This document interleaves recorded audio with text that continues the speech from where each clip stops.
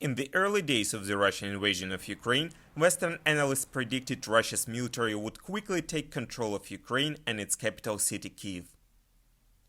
3 months later, it's clear the Russian army has done significant damage. They have seized territory, and they're putting tremendous damage on Ukraine's economy. They're blocking the export of grain. Still, Western military experts say the Russian campaign has been a failure. I mean, they have fallen short on every objective. The Ministry of Defense has been exposed as a corrupt institution, and that their soldiers are murderers. They use weapons indiscriminately against civilian targets. General Ben Hodges, the former US commander in Europe, says Russia did not account for the fierce will of the Ukrainian people. War is a test of logistics, and it's a test of will. And it's clear that Ukrainian soldiers and the Ukrainian population have the superior will because they're fighting for their home. They're fighting to defend their families, literally.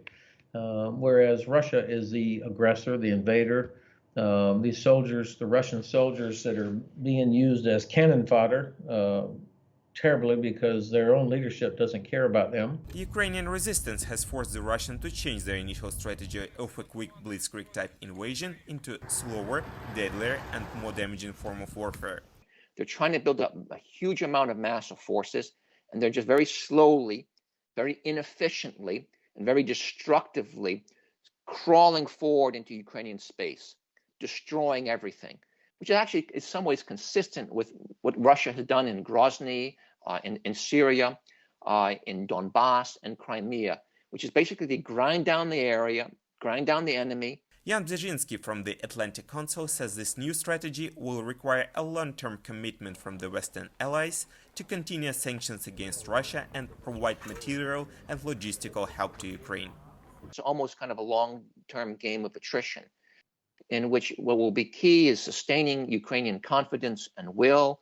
That can be done importantly through sustaining Western assistance to Ukraine, ramping up, continuing to ramp up the flow of military supplies. Hodges predicts the attack will last until the fall and that Ukrainian forces will recapture what the Russians have taken. So end of August, first part of September, Russian forces will collapse, and and Ukraine, hopefully, will have built up enough offensive capability to launch a counterattack to push the Russians back to at least the 23 February line. I think that happens by September.